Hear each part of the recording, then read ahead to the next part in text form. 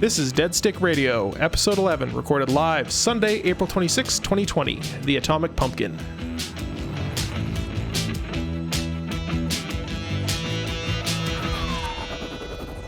All right, and we're live. How are you guys doing tonight? Pretty good.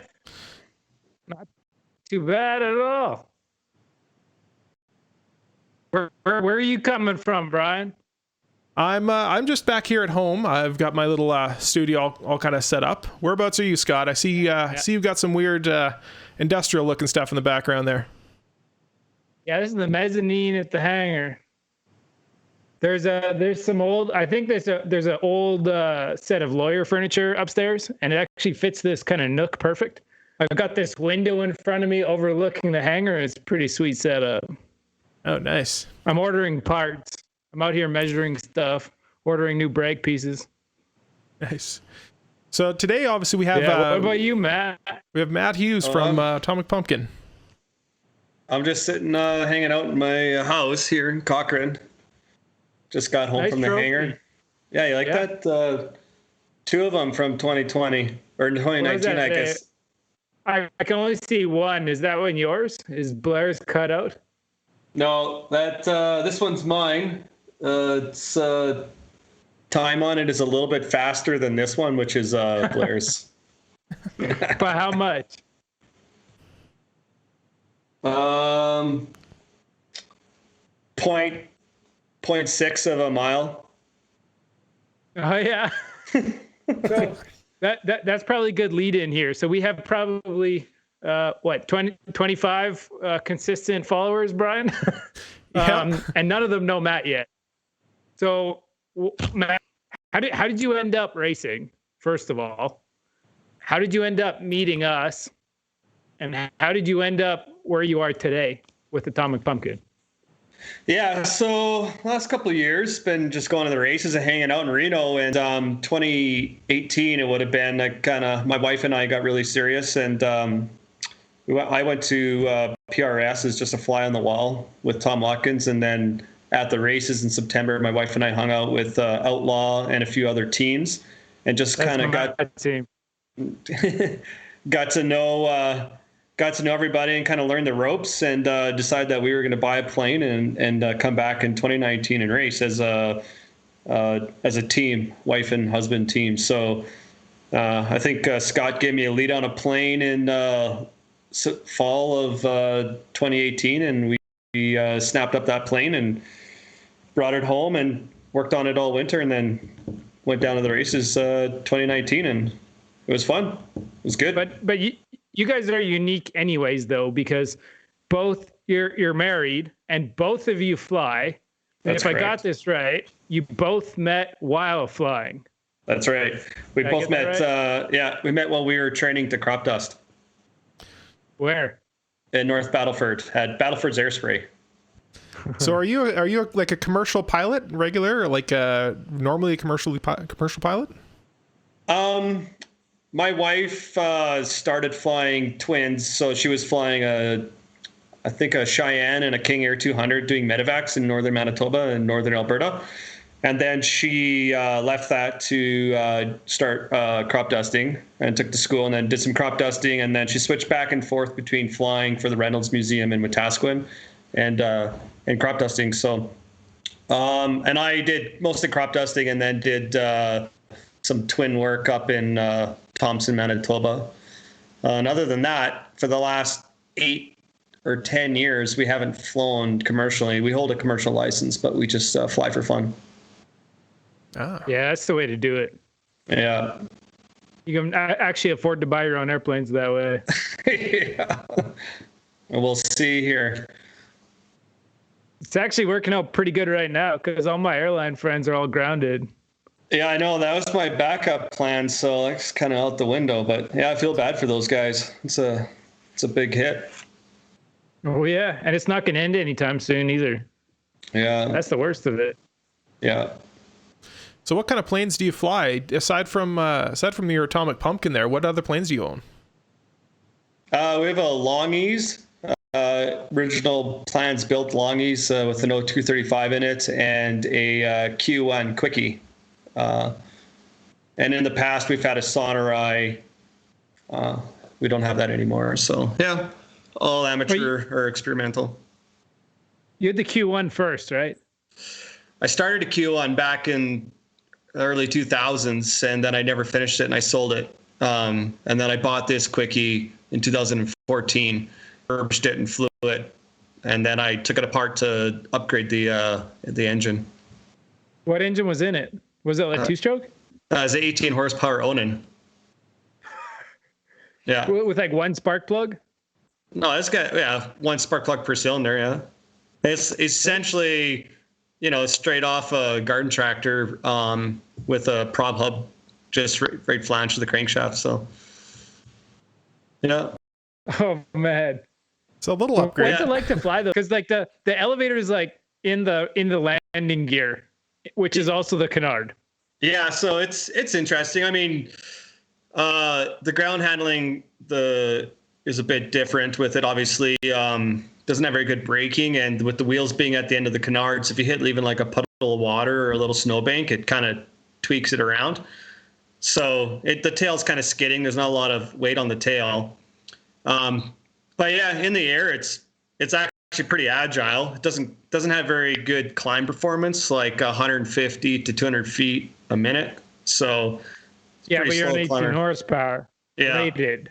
Yeah, and when you get leveled out, though, you're doing 100 miles an hour on 2 gallons an hour of fuel and 18 horses. Man, that's crazy. Yeah.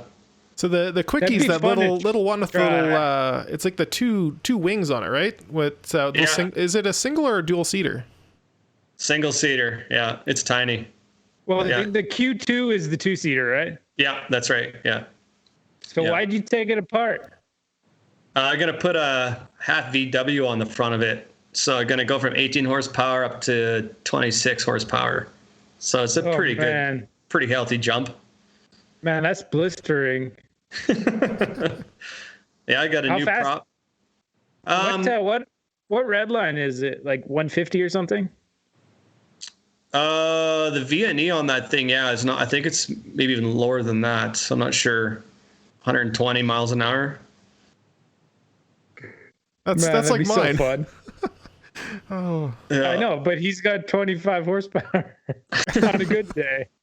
Yeah. Like, what's the prop like? This big? I got a prop made by Culver Props. I think it's. I want to say it's a 40-inch diameter. I can't remember. I'm pretty sure it might be actually less than that. It might be 36-inch diameter. Oh yeah. Yeah. When you land the thing, you can't flare or no. When you land it, you just dump the stick forward when you touch down, don't you? Yeah, essentially just quit the lifts on the front, but it's pretty springy, so you kind of have to grease it on. If you can drop it on, but you just have to ride out the bounces. It's like sitting on a diving board and just waiting for it to quit springing. Oh, I bet. Yeah, like even if I'm sitting in it and I move up and down like that, the whole thing just kind of springs around. Yeah. Yeah. Man, that's pretty sweet. But there have been a lot of like canard failures, haven't there been? No. Just from people having hard landings? Oh yeah, from hard landings, yeah, on the quickies, yeah. Usually snap it off near the mid span or that. But never in flight. And the tail just unscrews, doesn't it? Like kind of behind the cockpit? Yeah, there's what is it? 8 1032 screws. 8? Yeah. 2 per side. That's crazy. Yeah, and I think it's like, I don't know if it's 80 thou aluminum tabs that are like fiberglassed in and then screwed in, yeah. So it's got a shear plane on it. But there's really, the elevator, or there was the only thing on the tail, and it's literally like, I think it's 2 or 3 inches by 6 or 8 inches. Like, it's pretty small. Oh yeah, so there's nothing there anyways. Yeah. So all it takes is the load off the tail wheel and the rudder. Essentially, yeah. Man, that'd be so fun. Yeah, it's because you're flying around. If there's like any kind of like, breeze or turbulence in the air, like you feel it. You're just floating around like a leaf, pretty much. Oh yeah. Yeah. It'd be fun. Totally unlike Brian's airplane. Yeah, mine's a little docile. Brian's got a Buccaneer. Yeah, my Lake Buccaneer, which is now finally back in the air again. That thing's like a tank. Yeah. Tell us about flying that thing. You're flying it obviously off pavement right now. Yeah, off pavement right now. Just waiting for the water to kind of all clear up out there, but it's pretty docile and pretty basic to fly. It's not particularly heavy on the controls, but not light either. So it's not like a little racer or something. But I enjoy the hell out of flying that thing. It's got obviously it's a full flying hull boat, so obviously I got video of that on the YouTube channel. It's going up there sooner or later. I have a bunch of footage I haven't cut together yet, so I'll have a bunch of stuff on there shortly. But that one's fun. Well, it's got throttles on the ceiling, like we were talking about earlier. Yeah, you have to. It's got a dead center, the center of the instrument panel. Yeah, exactly. On a typical airplane, they're sitting out of the center of the panel. On mine, they're up on the roof, so you have to grab the throttle up above you. There's also the mixtures up there. Then I've a constant speed prop as well, so there's a constant speed. But then there's also a fourth lever up there, and it's not for carb heat. That one is actually my turbocharger. So I have to manually adjust my turbocharger if I want to be using it, which is not fun to say the least. If you're sitting there with a high throttle setting and you're 12,000 feet and you kick that all the way in, you're going to get way over 30 inches of manifold. You'll easily blow the engine out. So you have to basically throttle way back, kick the turbo in, and then gently put the throttle back in. Otherwise, you will blow that engine because you got massive turbo lag on it as well. So, it's manual wastegate control, essentially. Yep, exactly. It's a full manual wastegate, so it does mean it kicks like a mule when you're up at altitude. Like I'm still climbing 650, 700 feet a minute all the way over 12,000. That's as high as I've gotten it thus far because of I didn't have an oxygen system, but it just goes. Cool. You got to put oxygen in that thing. Yeah. What does it have for an engine?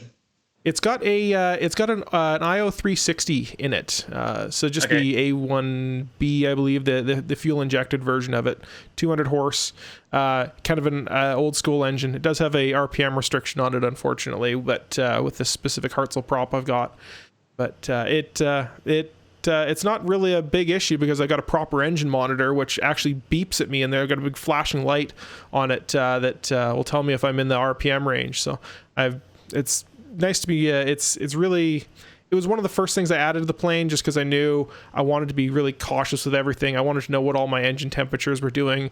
I wanted to know what my what the prop was doing and everything. So it's I wouldn't really want to be flying that plane without it, especially because the plane's 50 years old now. So.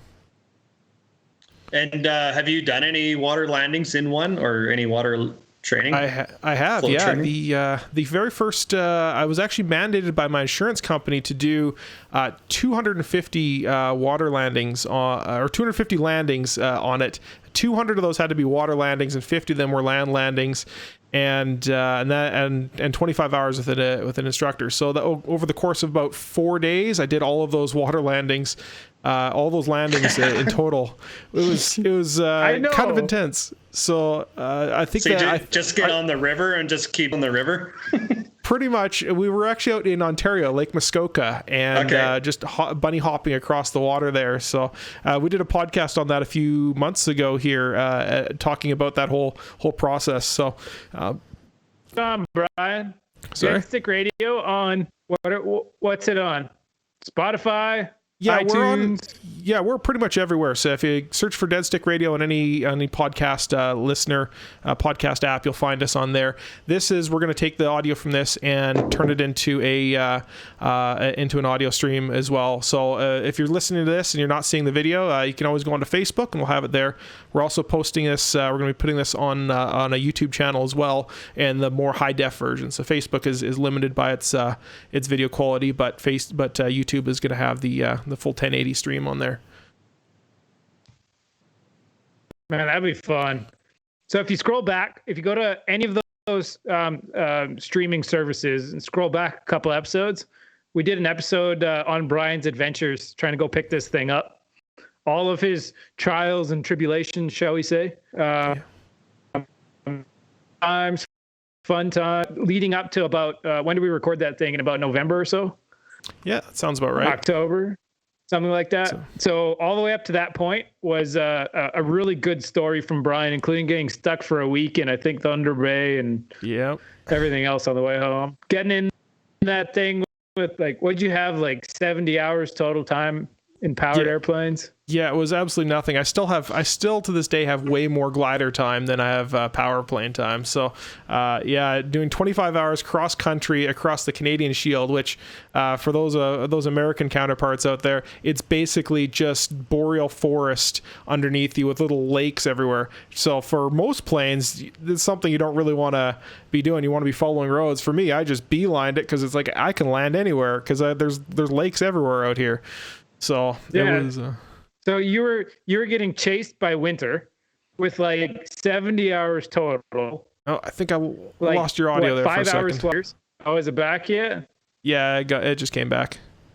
Oh yeah. So you got an airplane sight unseen, well with the pre-buy and everything. Yep. Flew it back with 70 hours total or something, and like 5 hours in the last couple of years. Yep. Before all the dual train, all the way across Canada. Yep. Yeah, I had the only flying I had done was I did a rust remover out at the flying club, and I did a lake, or sorry, not a lake, my float rating literally that spring. And at the time I was just like, I want to go fly float planes. I don't really know exactly what I want to do with flying float planes. I just want to go and do it. And my parents have a house out in Kelowna, so it was easy for me to just wake up in the morning, go out there, do some flying, and get a float rating in a week. And of course, then I got home and I got to buy a plane now. And what should I be buying? And the Buccaneers really spoke to me, so that's why I went with those. Yeah, man, what an adventure!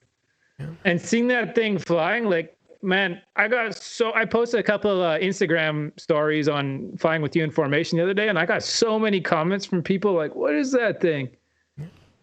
It looks so unique." Yep, it really does. Yeah, it sounds good too. Yeah, and a lot of that is the engine. The engine noise is a little bit different on that plane compared to other airplanes because it's got that turbocharger. So,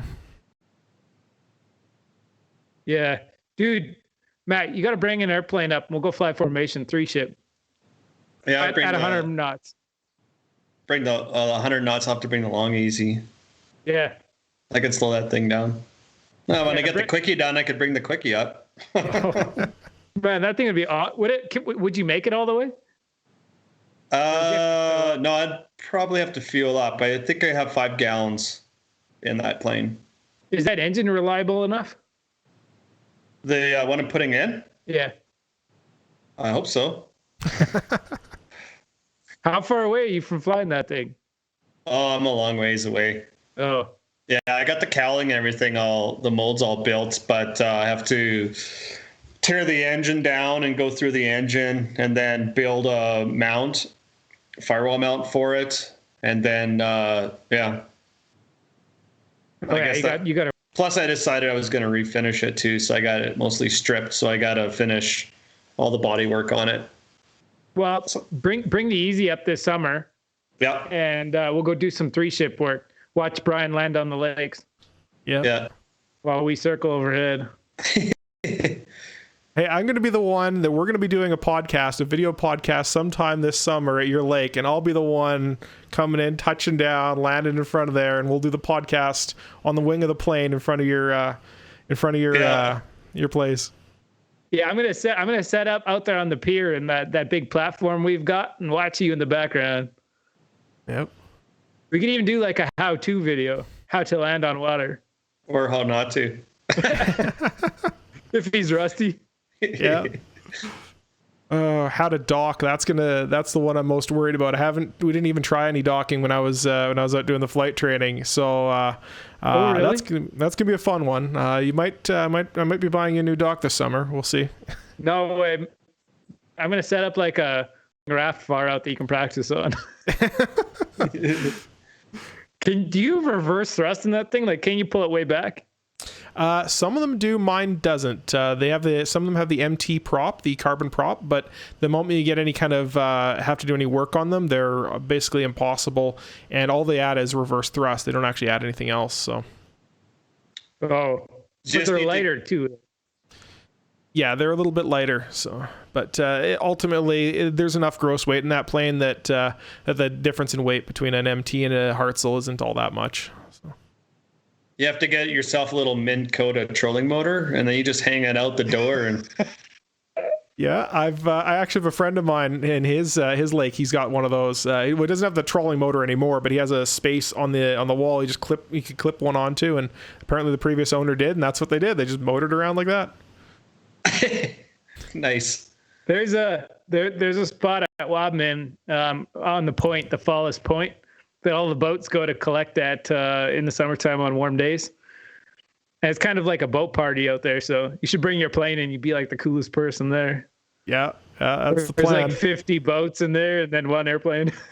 Yeah. My dad used to have a sailboat out there.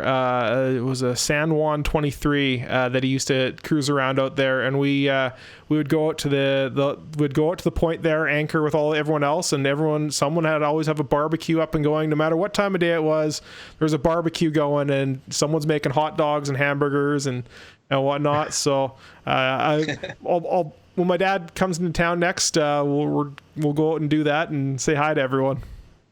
Oh. Man, that's going to be so fun. It's going to be awesome, yeah. There's still ice on the lake. Get some floats for the Kit Fox. Oh, I know. Man, I can't afford that. These tires are almost floats. Yeah.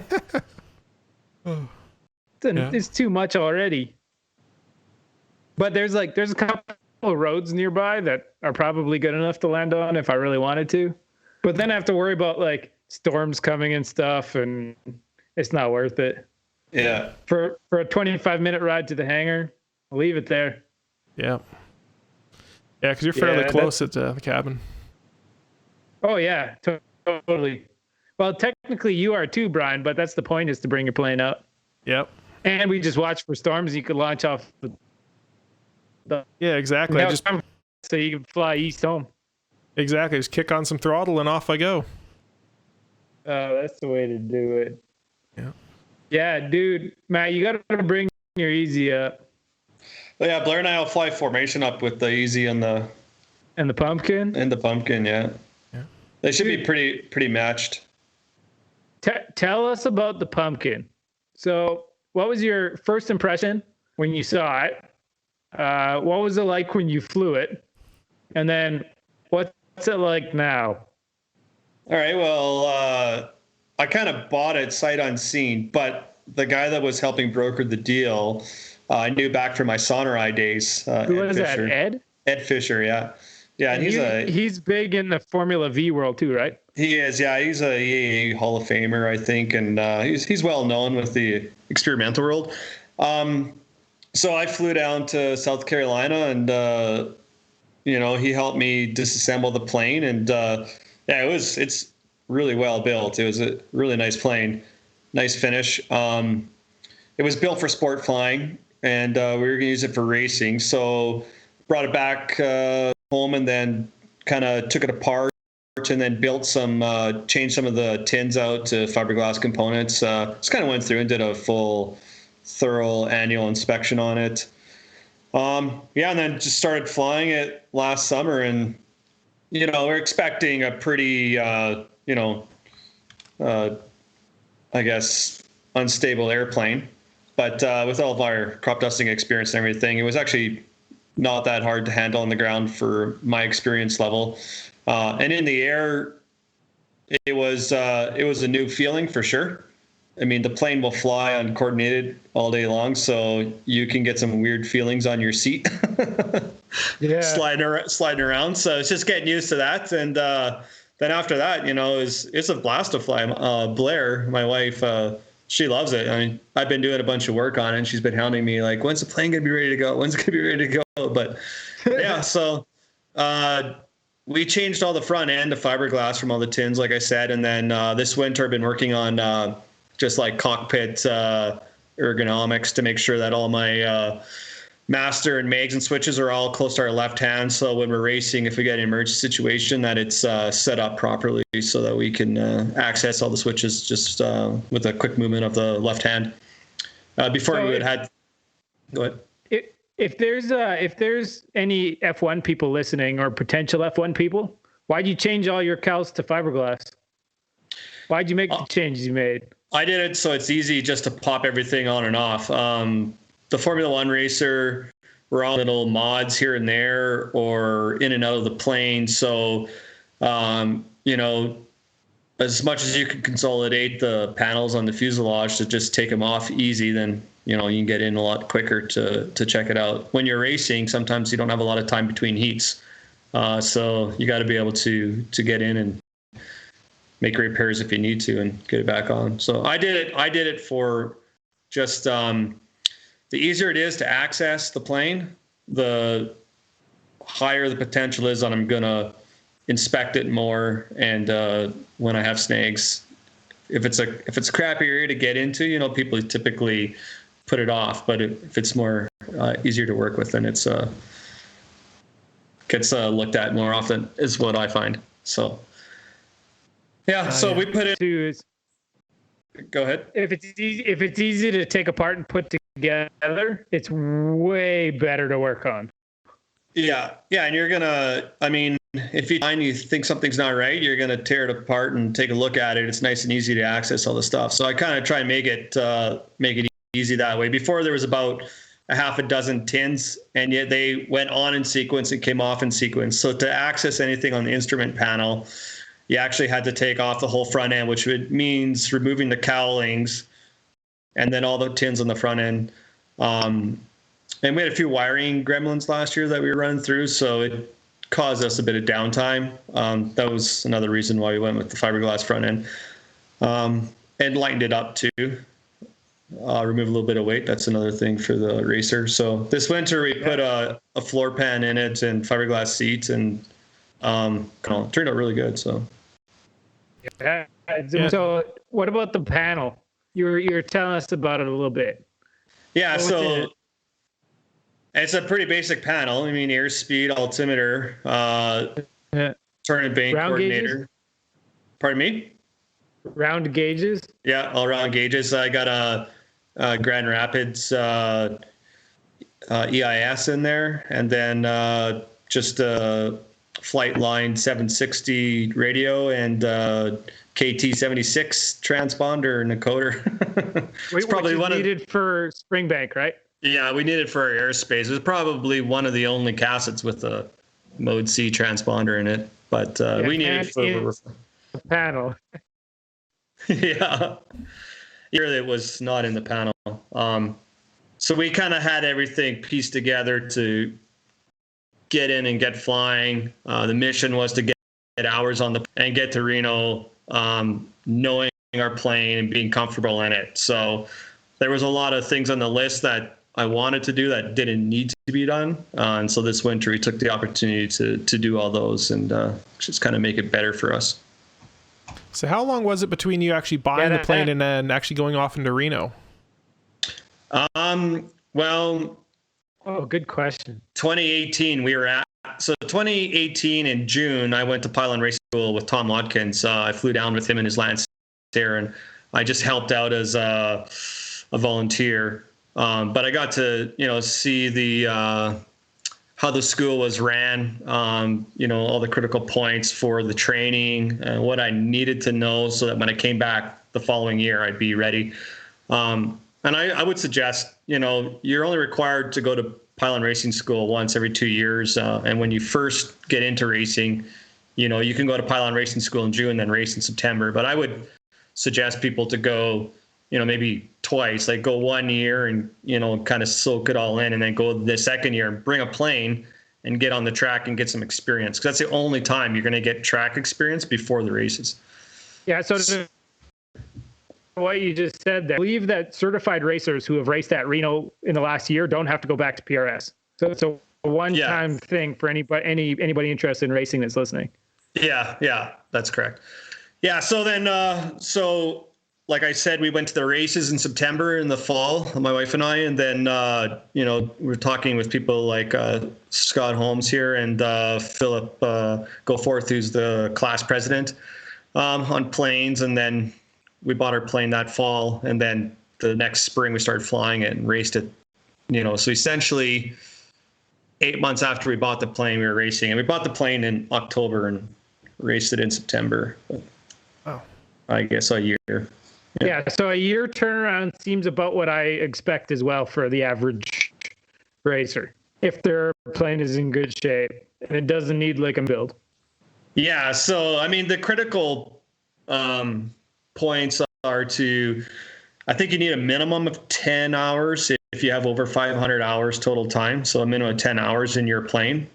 But I would recommend that you have, minimum 20, and that you've gone through all of the flight test card, several times, so you can just fly it like it's nothing. So we have to do a couple steep turns left and right, and then a roll to the left and a roll to the right, and then then roll to the left inverted, stop, maintain altitude, and then roll back around. And that maneuver is just to show that you're competent if you get flipped upside down in wake turbulence, which is a possibility on the race course. And then aborted takeoff and emergency procedures on the course. So, yeah. So, do you really need a lot of time in your airplane to race? Like, yeah, a lot of people out there that seem to think they can just go straight into their airplane and go straight to racing with like a couple hours. Yeah, so find that, or did you find that you actually needed to practice a little bit? If I had 5 hours in the plane, when I had 5 or 10 hours in the plane, I could have jumped on the course and flown the course. Now, is that a good idea? No. That's assuming everything goes well, right? That's right. So if you want to show up and you want to be a competent racer in your rookie year, I would suggest that you have, like I'm saying, a minimum of 20 hours, and your plane inside out, the emergency procedures, and your plane is ready to go. If you show up with the plagues, and you're still trying to figure those out come race day, I mean, your stress level is already through the roof. Why add to it? Why add to the risk? So I would advise against it. But there are people who show up with, the minimum 10 hours in their planes, and it does show in the performance on the track. So it's not, I guess, fair to your fellow racers. I found with me the challenge was like normal flying. Okay, you can get through. You can get on the course with no time, and assuming the engine keeps running, you'll be fine. But for example, in the recovery, you pull off the course. You've got 6 airplanes in front of you, right? All in the downwind or something. They're all getting blown out into like 2-mile-long finals, way outside the glide cone of their airplanes. And then you have to make decisions to not get in anybody else's way, but also get yourself back on the ground safely. Yeah. Without getting blown out worse than they do. Yeah.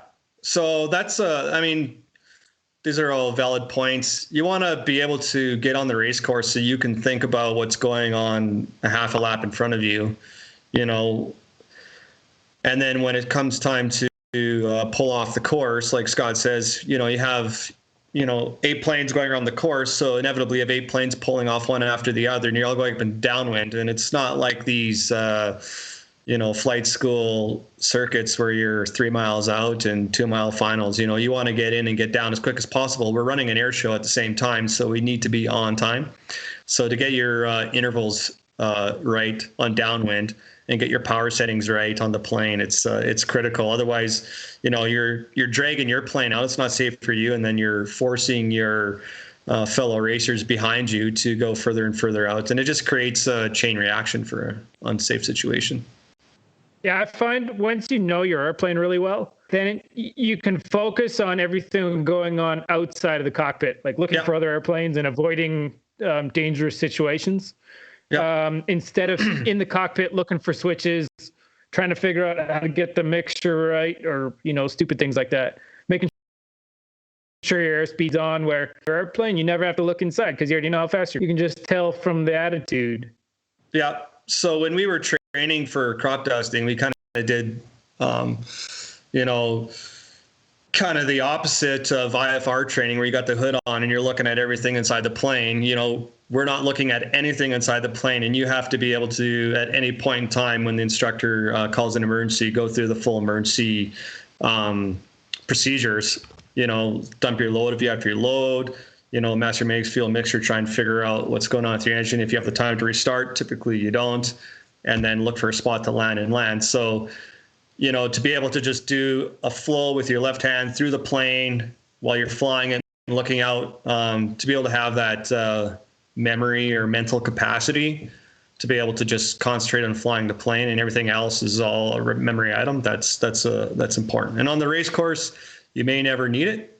Hopefully you don't, but the time that you do, it's going to come in, and it's going to save your life. Yeah.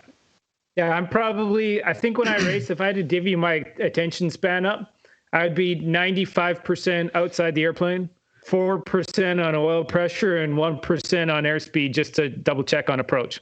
That's it.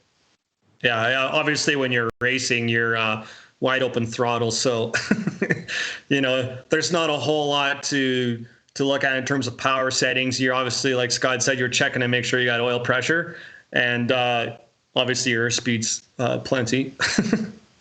Yeah, there's almost no adjustments to make. Like if I was in sport class or something, you're already set for best power on takeoff. The tail's flying on brake release already. Yep. So we need. I think that a time in airplane before you race is really important. Yeah, absolutely. I think I had. All right. Sorry about that. Looks like Skype crashed out on me, and the audio was desynced, and then suddenly it just full on crashed. So we're back live though. So. Yeah, Brian, I guess we could call him the producer here. So he does all the technical stuff and tells us what to do and when and that kind of thing. So it works pretty good. Yep. He's on top of it. He does a way better job than I think I would ever do. Yeah, I'm just trying to focus in on some of this stuff while it's crashing out there. I had a few questions in there. Was like, am I listening to you guys live, or am I listening to you guys on a 5-second delay? This is rather troublesome. But we're back live. It looks like it's all synced up again. So, hey, Matt, have you had any emergencies? No, I wouldn't say so. Like I've had a little bit of water go through the engine when I'm in, and lose thrust when you're loaded, but it was a pretty minor thing. I had a tail wheel cable come off one of the pulleys in the tail and lock the tail full right, which was pretty interesting. That was a takeoff loaded on a grass strip with a crop duster, so I was able to get that stopped and had to tow the plane back. But other than that, that's about it. So I've been pretty fortunate actually to not have a failure. How about you? I had 4 engine failures in my red plane, all in the same summer, and they're all fuel related. I was trying to figure out that fuel pump.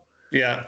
So for those on the line, some assets don't run so well without a fuel pump. It's just the fuel system goes basically from the tank, which is above the pilot's feet, through a 3/8 tube or hose straight into the carburetor, basically, and sometimes through gasculator. But some people say they need a fuel pump, so you put this little inline fuel pump that's supposed to run. But these fuel pumps, it's called a faucet fuel pump. It's like an automotive style. The problem is they've got this little tiny check valve in there. A spring-loaded check valve, and the fuel pressure is not great enough out of the tank to keep that spring open. So if you shut the pump off and get really low pressure in the tank, then it will close the spring and kill the fuel to the motor and shut the motor off in flight. But it's a really easy restart. You just turn the pump back on, it starts back up again. So as long as your electrical system. Yeah, but you still you're down. I didn't know what it was doing at the time. I had not a clue. Yeah. So I just flying along, pump off, because it's that boost pump on my panel when I got to airplanes. Yeah. And all of a sudden it would quit. So I'd set up for a landing on Highway 16, which is one of the major divided highways west of the city, and start back up and turn the boost pump back on, which is like the first thing you do in your checklist, and start back up right away. Yeah. So it got annoying for a while because I really didn't trust it, trying to figure out what it was. So you'd never had to actually put it right on the ground, like you'd just be coasting down. Yeah, exactly. Yeah. It kind of like coughs for a second, and I can like feel the vibration of my feet on the rudders as the motor's like thinking about it, and then and then I'll get through like a 180-degree turn while getting the thing restarted as I'm getting set up for the highway, and ours back up by the time I get to the end of the turn. Yeah, that's like ours does that when it's inverted for more than a few seconds. Yeah. It like coughs for a second and then it just quits. Yeah, goes quiet. And as soon as you point it downhill again or get it right side up, it's good to go. Yeah, mine's never quit doing aerobatics, but I can definitely see how easy that would be. Yeah. So I think this summer without the fuel pump, because I had a part to put that electric motor in. So I think I'm going to try just running the fuel line like by pump and seeing if that how that works. Yeah, that's ours. Goes straight out of the tank down to the firewall to the gascolator and then up to the carburetor, and it's all 3/8 line and nothing fancy. Yeah, that's how I'm going to try. I think. Do you have a gascolator? Yeah, I do. And 2 vent lines that are underneath on the belly of the cockpit. I've got those. Yeah. I've got those on the wings.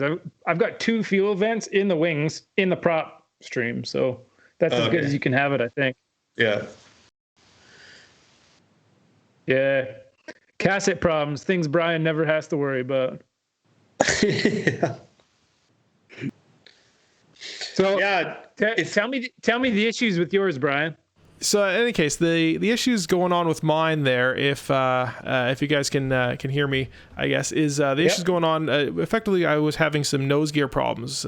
Whenever I'd put the nose or whenever I put the gear down, I was doing some test flights, and suddenly I was putting the nose. The gear goes up and down, and on one flight I came around to land, and it just wouldn't go down. The light wouldn't come on. The gear was down. I could see it. I've got mirrors on both wings. I can see if I'm all right down there. And but there was no light, so I'd go bring it in, and I had a guy look at it, and he took a look. He's like, "Oh yeah, the switch is broken," which it definitely was broken. Normally a switch is it's normally open, and then you press it and it closes off, and then it should indicate down. But it was indicating exactly the opposite, and because they're daisy chained, it obviously wasn't working. So I turn around, I go and we go buy a switch, order a switch in, comes in, and we take a look at it. We swap out the new switch. Everything's looking fine. We're like, oh, well, we don't really need to swing the gear. It should be fine. That was our big mistake there. So I go do one flight. It seems to be working just fine, and then I do another flight, a night flight of all things. My first actual night flight in the plane. Come back down and hit the gear down, and there's no light.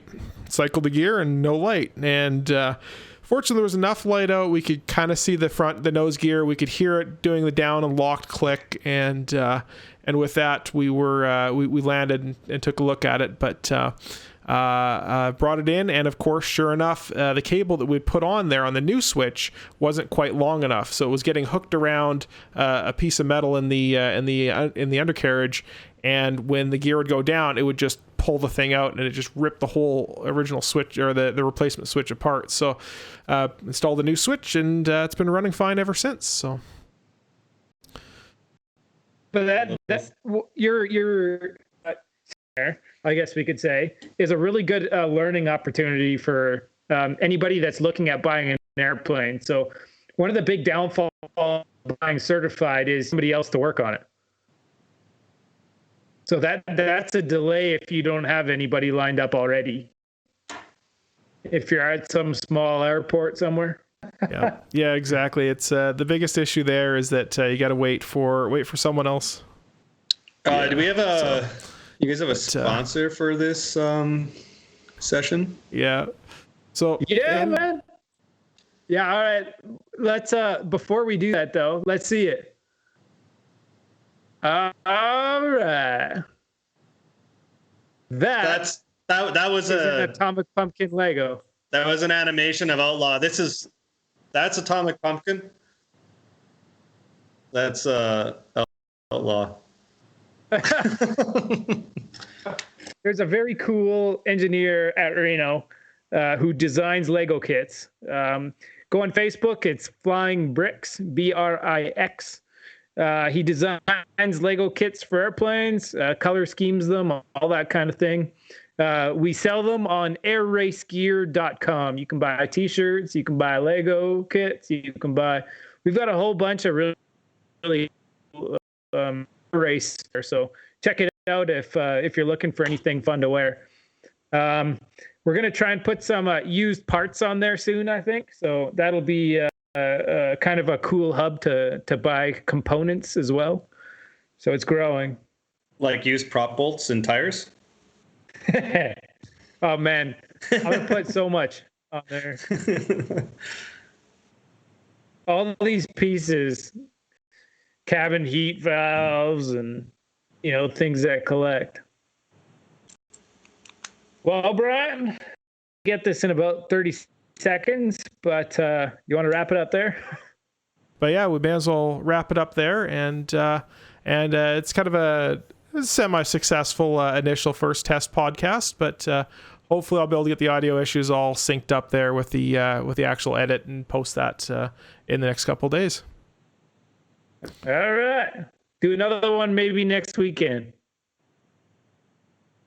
Get some airplane action in it or something. Yeah, that's what I'm thinking. Bring in more people. Yeah, I guess if the audience wants to see anything in particular, any subject, they could post it in the comments below or on the Facebook or the YouTube, I guess, feed, eh? Yep. Yeah, exactly. So they can post it on, send it off to us on Facebook, or we have Instagram now. We have our Instagram account is actually I'm starting to actually post stuff on there. We've got so Facebook is kind of our big one. We're going to be setting up a YouTube channel, so just wait for that, and we'll start posting the actual live videos onto there as well. I'm doing a bit of systems upgrade here at home, so we'll have be able to dual stream it to both Facebook and YouTube at the same time for the next one we want, and we'll get some more guests on here in the coming weeks. So if people have interesting projects or some cool aviation stories, I guess they could hit you guys up and get on the show or something like that. Is that what you're thinking? Yeah, exactly. So we have a couple people lined up. We're just trying to sort out some schedule stuff with them. Some really interesting guests upcoming here that I'm just working on some scheduling with them, and we'll see all those go. Obviously, with the whole Black Plague zombie virus going on, we have it's a little hard trying to schedule people, but now that we have an actual Skype set up that's at least semi-functional, we'll be up and ready to go for future recordings. Awesome. I know a couple of black projects that people might be willing to talk about. All right, thanks guys. Well, that's the end of it. Fair enough. See y'all next week. See you next week. All right.